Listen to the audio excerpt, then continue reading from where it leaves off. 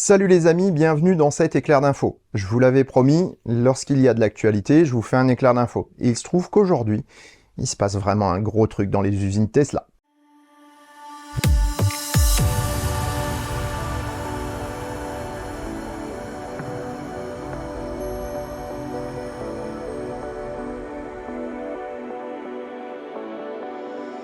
Si ça te plaît, mets un pouce vers le haut et commente. Si ça te plaît beaucoup, abonne-toi.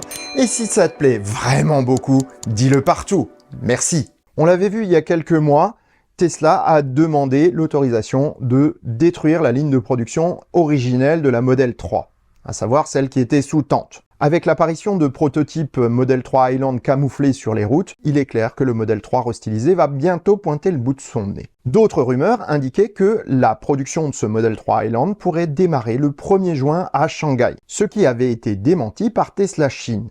Mais ce n'est pas la première fois qu'il démente quelque chose qui, au final, s'avère juste. En effet, à l'usine de Shanghai, depuis quelques jours, il est interdit aux employés d'entrer sur la chaîne de production des Model 3 avec un appareil portable, type téléphone ou tout autre appareil pouvant faire des prises de vue. C'est plutôt étrange parce que ce n'est pas le cas d'habitude.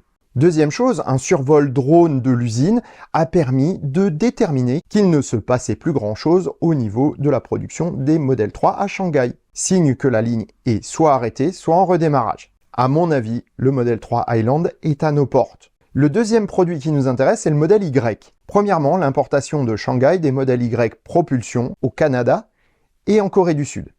D'autres marchés sont également impactés et risquent de voir arriver ces modèles Y propulsion à batterie CATL sur leur marché, même aux États-Unis. On peut se poser la question pourquoi, puisque les modèles Y propulsion, il y a quelques mois en Europe, étaient très difficiles à avoir. Les délais étaient très longs et Tesla peinait à produire les modèles par rapport à la demande. Aujourd'hui, ce n'est plus le cas parce que Berlin commence la production en grande série des modèles Y propulsion à batterie BYD Blade. Donc à savoir avec une batterie structurelle et des gigacastings avant et arrière.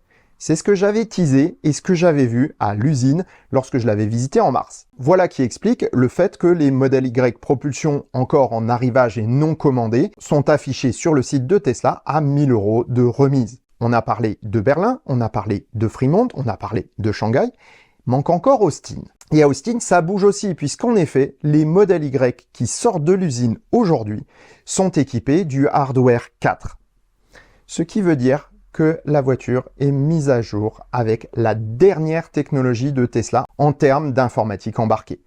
Et ça pourrait se généraliser très rapidement dans toutes les usines Tesla. Reste une chose importante à Austin, il semblerait que la chaîne de production finale du Cybertruck soit quasi opérationnelle, si c'est pas complètement. On a vu des gigacastings avant de Cybertruck, on commence à voir des choses et surtout, il n'y a plus aucune livraison de matériel, ce qui veut dire que toutes les machines nécessaires à la production du Cybertruck sont arrivées et sont en cours d'installation ou déjà installées. Voilà qui nous réserve un été assez passionnant chez Tesla. Vous ne trouvez pas ?